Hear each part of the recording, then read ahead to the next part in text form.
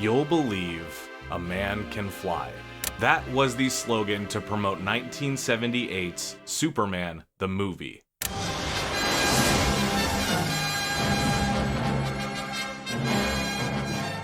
Now, in today's world of superhero cinema, we have pretty much seen it all. Admittedly, it does get harder and harder to impress audiences with the amount of things that we've seen committed to screen. But back in the late 70s, it was considered groundbreaking filmmaking just to be able to properly bring to live action the incredible power of Superman. Easy, miss. I've got you. You've got me! Who's got you? Without a doubt, this movie is recognized as a huge cinematic feat. For the time it was made, it took so much money and so many resources to be able to pull off what is now considered to be basic superhero stuff. And what really sold the idea of this movie to audiences was the promise that by the end of this movie, you would believe that a man can fly. And in my opinion, there is no better scene to showcase how they were able to pull off such an important feat than the true flying showcase of this movie, which is when Superman takes Lois Lane for a flight. So today we are going to watch that scene and figure out how Richard Donner and his crew were able to put together such an important and jaw-dropping scene. I'm Kier Gomes with JoBlo Originals, and you're watching Scene Breakdown.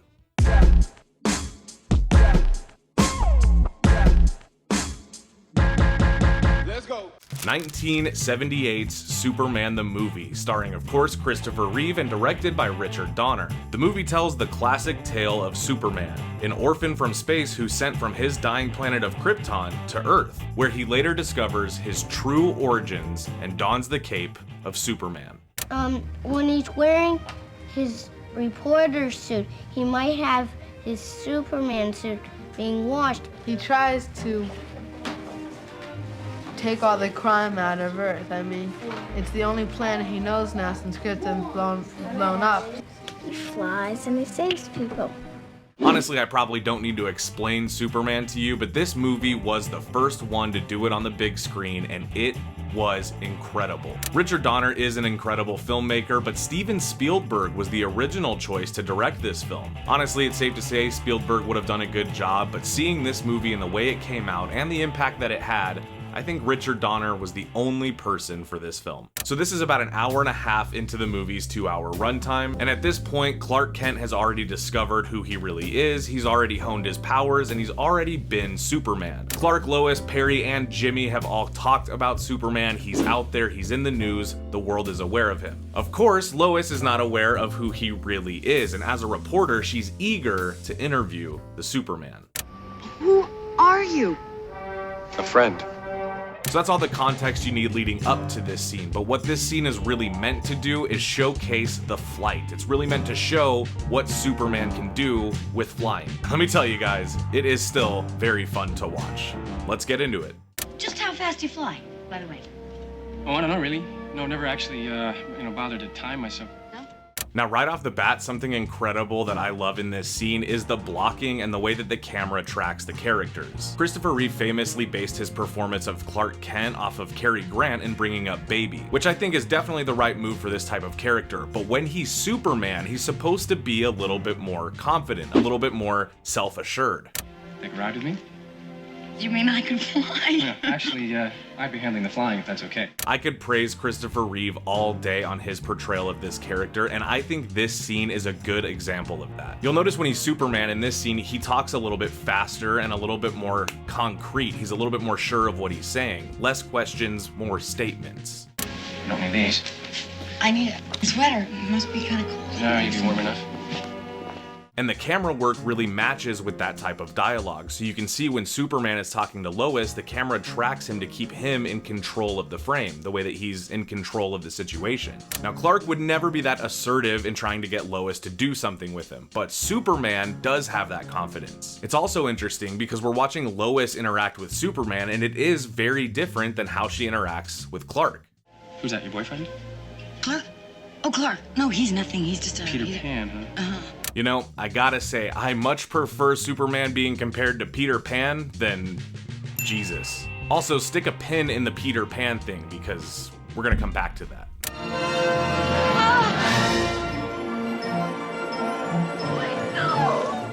So what happens next is basically the big montage. We see Superman and Lois take off for flight, and then we get like a 4-minute scene of them just cruising the skies over Metropolis. And even New York City?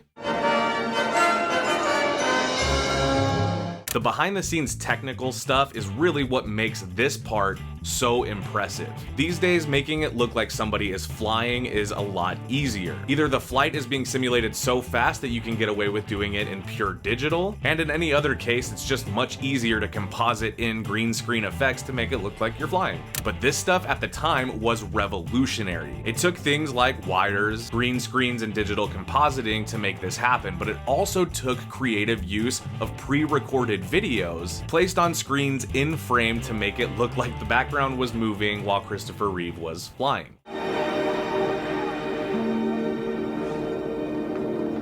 I heard also that Christopher Reeve was a accomplished hobbyist as a hang glider and like a paraglider. So he used some of that posture and some of his flying knowledge to kind of make the flying look a little bit more real, which goes back to the tagline that you'll believe a man can fly.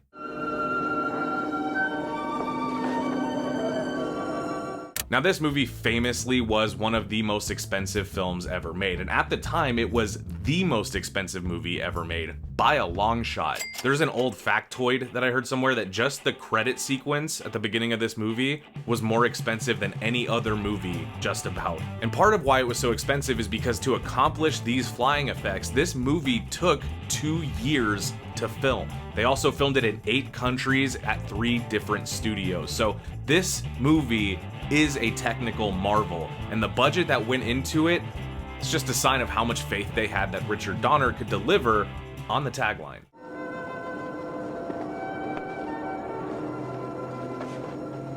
Now, the point of this flight is, one, to show off the visual effects of the movie, but also it's to plant the seed of Lois's initial love for Superman. Lois is completely swooned, and having this completely unique experience, this magical experience with this person who's invincible and who's already seen her underwear. What color underwear am I wearing? She even has this inner monologue where she's kind of doing this love poem about Superman. Well, you look at me, quivering, like a little girl, shivering. Bars. Now you can also see that the Peter Pan reference before the flight is kind of brought back visually. Shots like this almost recreate the imagery of Peter Pan flying with Wendy.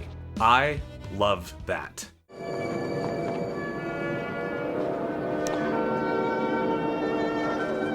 I'm not even gonna talk about the physics of it. This isn't a Christopher Nolan movie. It doesn't all have to be perfectly scientifically accurate.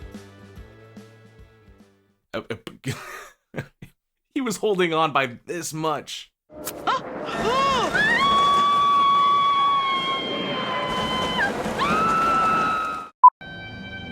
Oh, we forgot to time ourselves.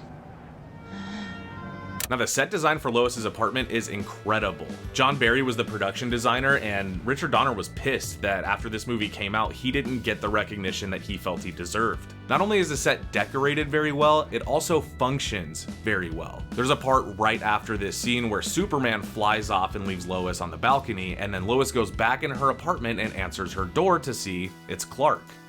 Lois, for goodness sake, didn't you hear me knocking?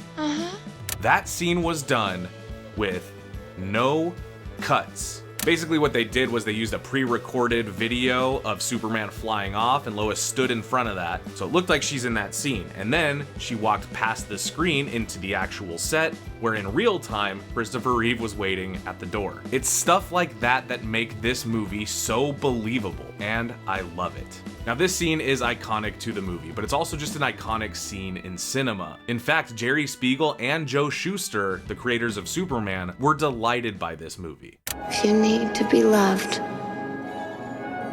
here I am. Anyway, guys, that was the scene, and that is why I love it so much. But let me know what other movie scenes you guys love and would love to see me break down here on the channel. Don't forget to like and subscribe and share with a friend who likes this sort of content. Thank you all for watching, and I will see you in the next one. Bye. I'll see you later. Can't stay still for a second.